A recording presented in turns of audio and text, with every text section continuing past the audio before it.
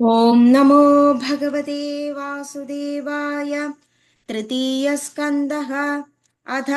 अष्टादशोऽध्यायः। मैत्रेय उवाच तदेव माकर्ण्य जलेशभाषितं महामनास्तद्विगणय्य दुर्मदः हरेर्विदित्वा गदिमङ्गनारदात् रसादनं निर्विविवेशत्वरान्वितः ददर्श तत्राभिजिदं दरादरं प्रोनीयमानावनिमग्रदंष्ट्रयां मुष्णन्दमश्ना स्वरूचारुणाश्रिया जहास चाहो वनगोचरो मृगः अहैनमेहज्य महीं विमुञ्जनो रसौकसां विश्वसृजेयमर्पितां न स्वस्ति यास्यन्स्यनया ममेक्षतः सुराधमासादिदसूरराकृता त्वं न सप्तमैरभयाव किं मृदो यो मायया हन्त्यसुरान् परोक्षजित् त्वां योगमाया बलमल्पपौरुषं संस्थाप्य मूढप्रमृजे सुहृच्छुपुः त्वयि संस्थिते गदया शीर्णशीर्षन् अधिस्तम्भुजच्युताया चेततुभ्यं बलिं हरन्त्यर्षयो ये च ते बाहा स्वयं सर्वेण भविष्यन्त्यमूलाः सतुद्यमानो रुदिरुक्ततोर्मरैर्दंष्ट्राग्रगां गामुपलक्ष्य भीतां तोदं मृशन्निरगादं मुमुद्यात् ग्राहा हतः सकरेणुयर्येधवः तं निसरन्दं सलिलादनुद्रुतो हिरण्यकेशो द्विरिदं यदाक्षशः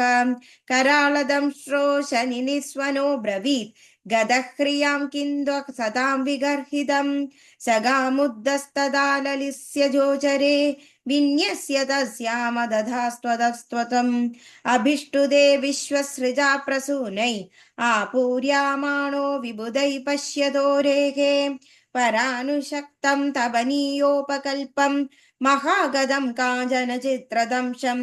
मर्माण्यभीष्णं प्रदुदन्तं दुरुक्तैः प्रचण्डमन्युप्रहसं स्तम्भभाषे। श्रीभगवानुवाच सत्यं वयं भो वनगोचरा मृगा युष्मद्विदान् मृगये ग्रामसिंहान् न मृत्युपाशै प्रतिमुक्तस्य वीर विवक्तनं तव गृह्णन्त्य भद्र एते वयं न्यासकरारसौकसां गदह्रियो गदया द्रावितास्ते तिष्ठामखेदाभिकथञ्चिताञ्जौ स्थेयं क्व यामो बलिनोत्पाद्य वैरं त्वं पद्रेधानां किल यूथपादिपो खडस्वनो स्वस्तय आश्वनूहः संस्थाप्य चास्मान् प्रम्यजाश्रुस्वकानां यस्वां प्रतिज्ञां नादिपपर्त्य सभ्यः मैत्रेय उवाच सोऽधिक्षिप्तो भगवता प्रलब्धश्चरुषा वृषम् अहजारोल्बणं क्रोधं क्रीड्यमानो हिराडिव सृजन्नमर्षिदश्वासन् मन्युप्रलच्छिदेन्द्रियः आसाद्य तरसा दैत्यो गदयाभ्यहनद्धरिम् भगवांस्तु गदावेगं विसृष्टं रिपुणोरसि अवञ्जयत्तिरश्चीनो योगारूढ इवान्तकं पुनर्गदां स्वामादाय भ्रामयन्दमभीक्षणशः अभ्यद्दावधरि क्रुद्ध संरम्भादष्टगच्छदम् ततश्च गदया रातिं दक्षिणस्यां भ्रुवि प्रभुः आज्ञसे सतां सौम्यं गदया कोविदोहनत् एवं गदाभ्यां गुर्वीभ्यां हर्यक्षो हरिरेव च जिगीषया सुसुरब्धाव न्यान्योन्यमब्जिजग्धदुः तयो स्पृद्धोऽस्ति गम्नः गदा कदाङ्गयोः क्षदास्रवक्राणविवृद्धमम्बयो